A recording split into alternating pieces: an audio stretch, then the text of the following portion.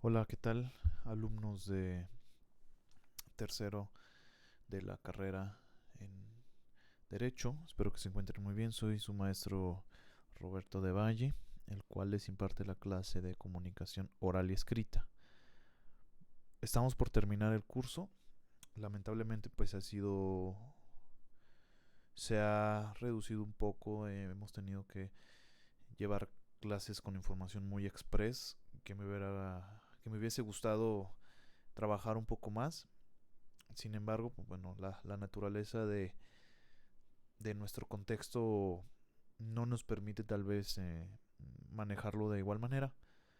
De todas formas, no obstante, estamos trabajando, estamos alegres de estar aquí, ¿no? Y estar con salud. Espero que todos gocen de buena salud.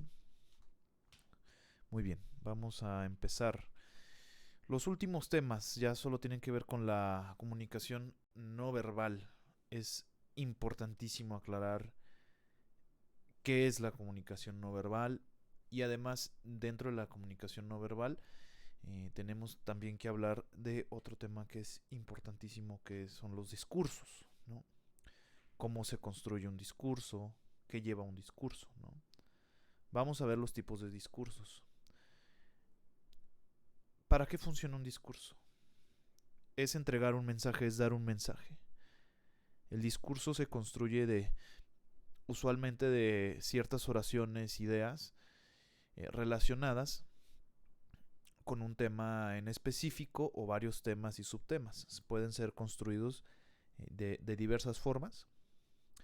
Pueden ser narrativos, expositivos, persuasivos, informativos o publicitarios.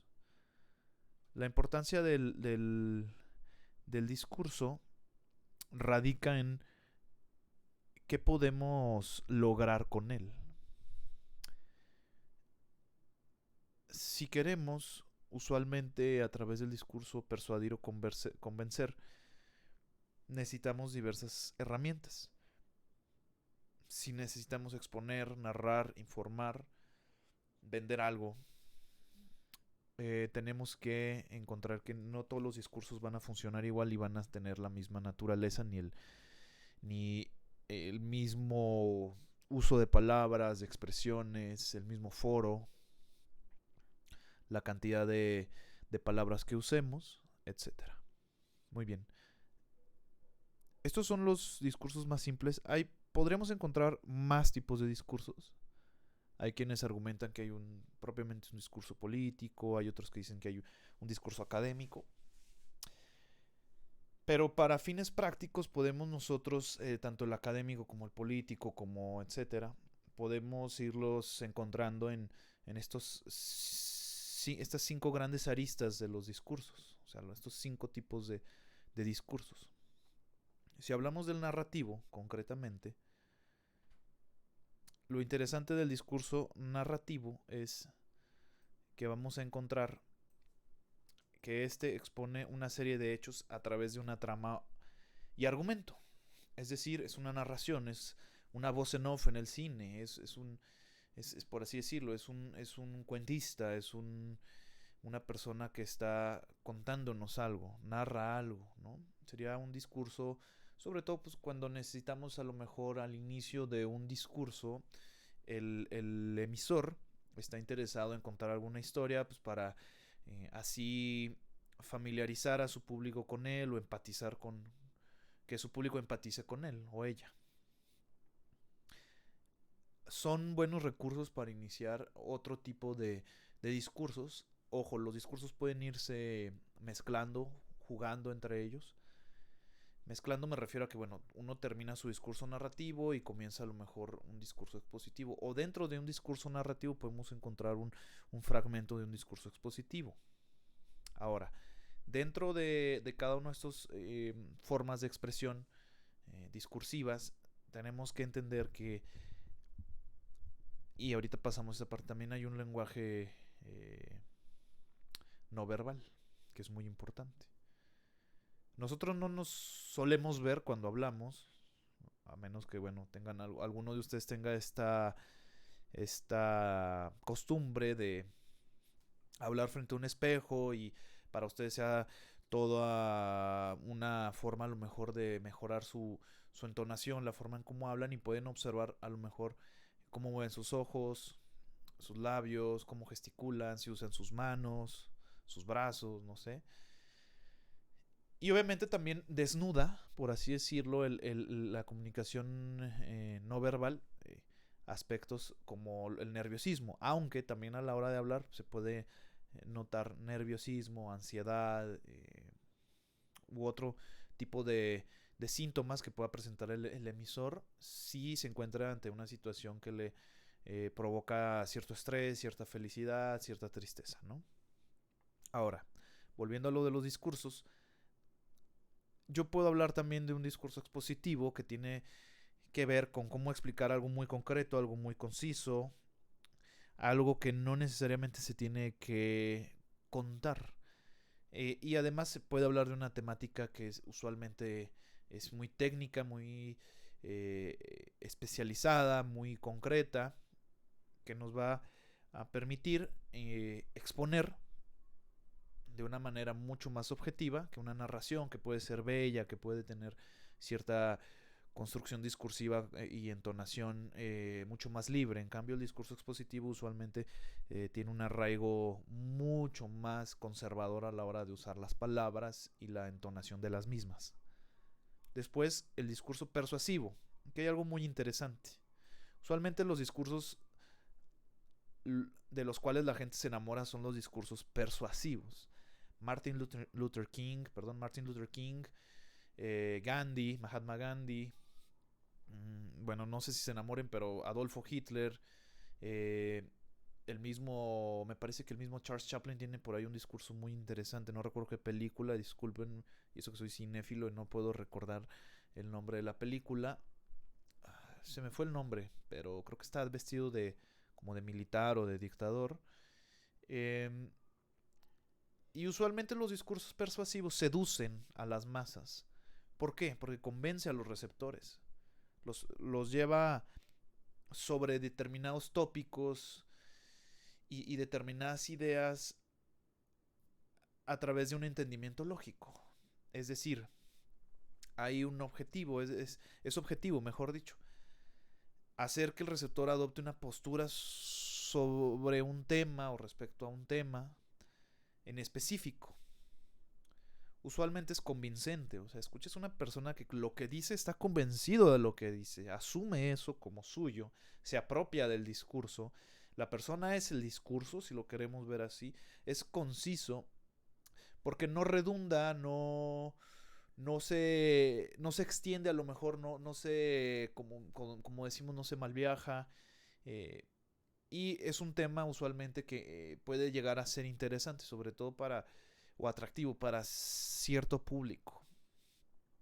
Y el discurso persuasivo tiene mucho poder, es precisamente para mí un arma de doble filo.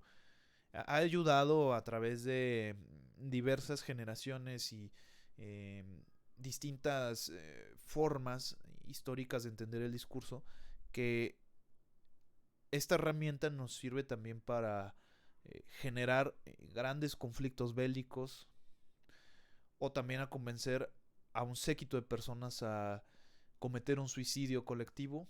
Hay un caso de ello.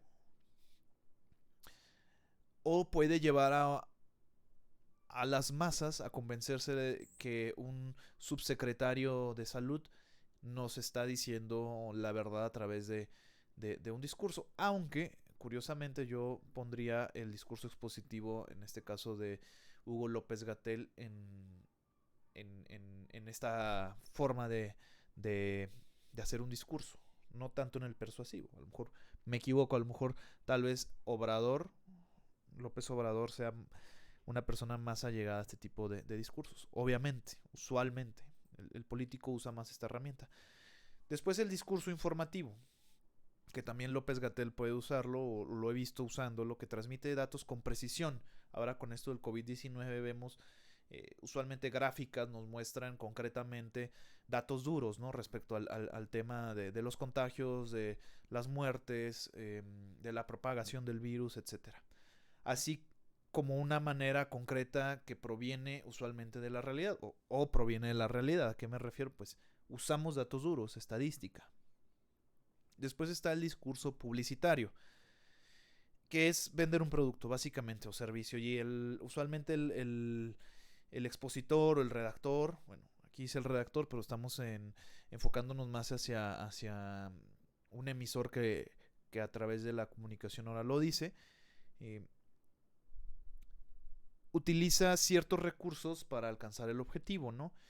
Puede usar en el discurso publicitario, pues, hasta elementos informativos, narrativos, etcétera. Sin embargo, yo diría que en el discurso publicitario utiliza más el tema del estatus o el tema como de pequeñas historias o el tema también que tiene que ver mucho con cómo un producto lo necesita una persona.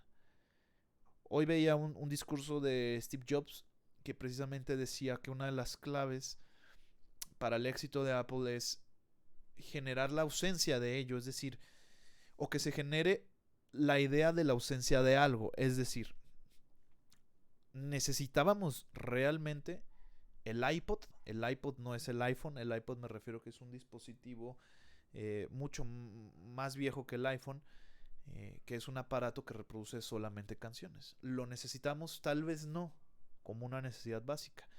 Pero Apple comienza a generar esta idea de que es un aditamento necesario para el común, para una vida común y corriente. Casi al nivel de la comida, de la ropa, de la vivienda, del transporte, etcétera.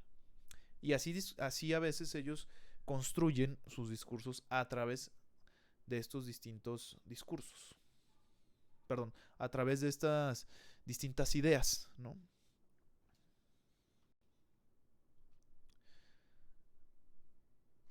Muy bien, después vamos a las técnicas de expresión oral. Ay, Dios mío, perdónenme.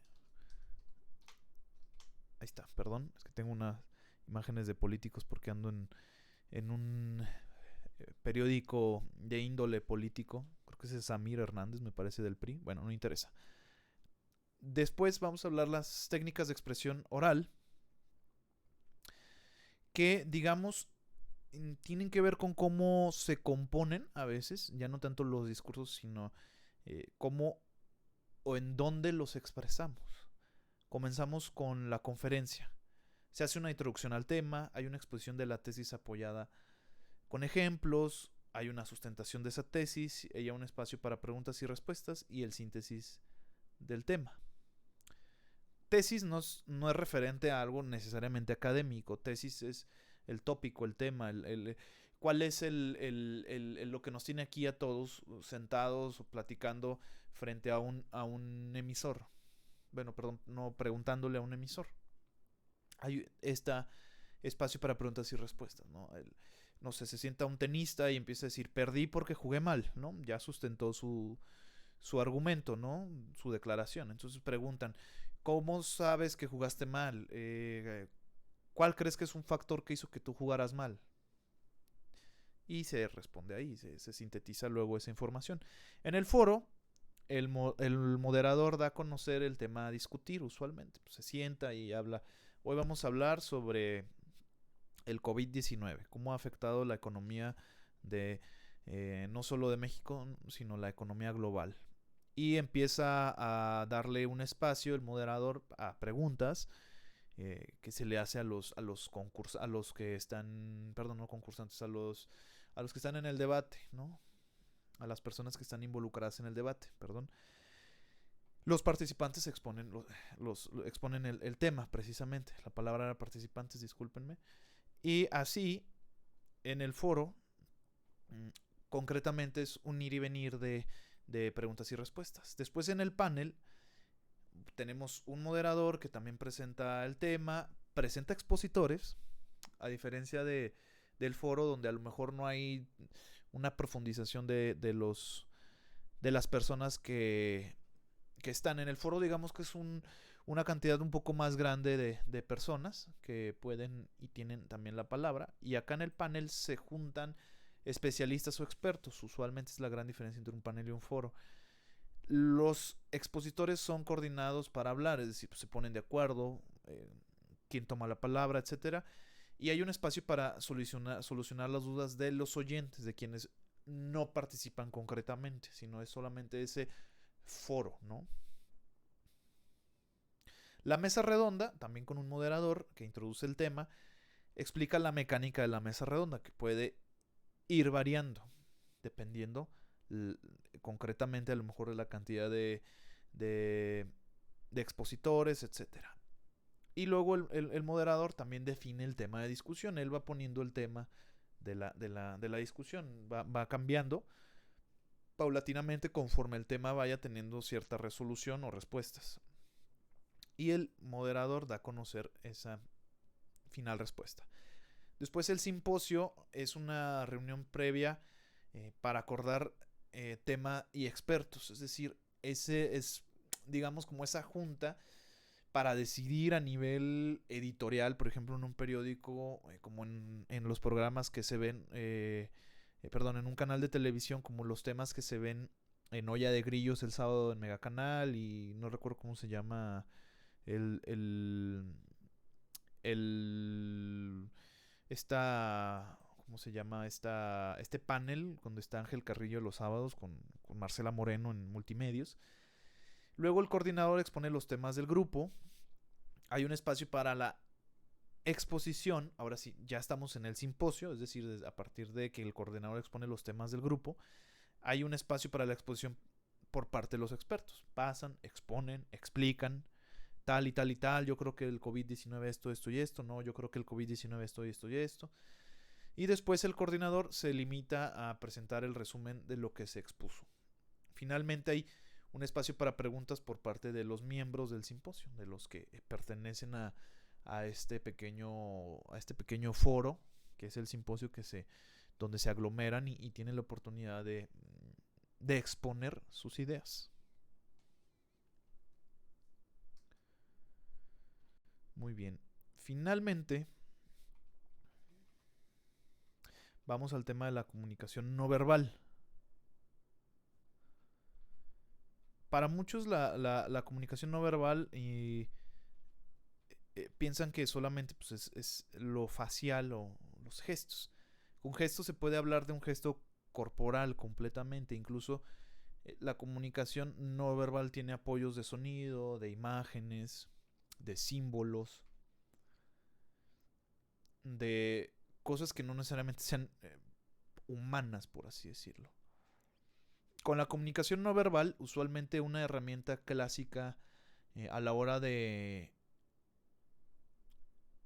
apoyarse una bella arte como el cine, pues es a través de la fotografía o del sonido, ¿no?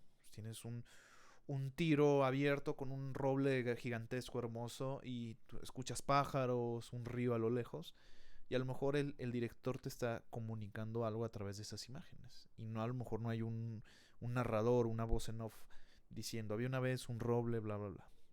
No lo usa porque a lo mejor ya la imagen lo expresa. Podría convertirse a lo mejor ahí en un pleonasmo comunicativo, ¿no? O sea, ya vemos a Batman triste y no es necesario que Batman en esa imagen de Batman, o sea, el tiro, el cuadro, la toma de Batman, un Batman triste, agachado porque perdió contra el Guasón, a lo mejor no es necesario que diga Batman estoy triste, ya lo sabemos. Se ve triste, se nota triste. También la luz que utilizan en el tiro, poco iluminado, cabizbajo, la forma en cómo está a lo mejor encorvado Batman, imagínense a Batman, encorvado, triste, a contraluz, y detrás de él a lo mejor la ciudad dormida, muy silenciosa. Entonces es complementaria a las palabras y también expresa estados de ánimos o sentimientos, como les explicaba de Batman.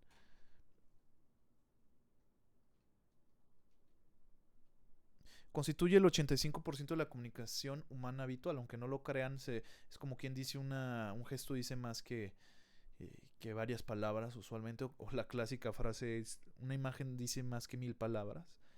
¿Qué utiliza? Pues todo el cuerpo, aunque no es necesariamente, como les explico, solo el cuerpo. Son gestos, posturas, miradas, conscientes e inconscientes, porque a lo mejor tenemos ciertos tics o cierta costumbre a la hora de hablar, a lo mejor que recargo la cabeza hacia la izquierda o hacia la derecha, etcétera. Y su origen es fisiológico y responde principalmente a las emociones. Es un tema de emociones, ¿no? ¿Qué siento yo mientras doy esta clase? ¿Qué siento yo al hablarles sobre ello, ¿no? Y digamos, para ponernos un poco más técnicos, una expresión facial de enfado se puede detectar en menos de 15 milisegundos. Alguien se enojó y no nos dimos cuenta. Una expresión corporal de enfado en 12 milisegundos, mucho más rápido. Se constató que el cerebro reacciona a las señales del lenguaje corporal en cuestión de milisegundos. Es una cosa increíble cómo funciona el cuerpo humano y el cerebro. Antes de darnos cuenta de que hemos visto algo, antes de ser conscientes de haberlo visto, el cerebro ya ha reaccionado. Digamos que ahora sí que nuestro cerebro a veces va más rápido de lo que muchos pensamos, ¿no? Y para finalizar la clase, que va a haber una segunda parte donde les explico cómo subir un video de una manera muy simple, ya sea YouTube o que me lo puedan enviar o que sí lo puedan precargar en una página. Más adelante se los explico. Funciones de la comunicación no verbal. Enfatiza el lenguaje verbal, aunque no lo creamos. Lo que acabo de hacer, enfatiza el lenguaje verbal. Estoy así con la mano como diciendo, claro que sí, ¿no? Expresa sentimientos y emociones. Claro, si a lo mejor yo pues no estoy triste, a lo mejor el tipo está triste, se le nota, su semblante es triste. Sustituye palabras. Clásico ejemplo. Ayuda a la interpretación de los mensajes orales. Podemos entender un poco más a través de esta gesticulación, de este lenguaje corporal, que alguien sí está muy molesto, ¿no? Regula la comunicación verbal e incluso la contradice. Me estás echando mentiras, aunque a veces pasa que uno, no sé, está con un amigo, un primo, un hermano, lo que sea, un conocido y ve que parece que no nos está diciendo la verdad y sentimos que nos miente, ¿no?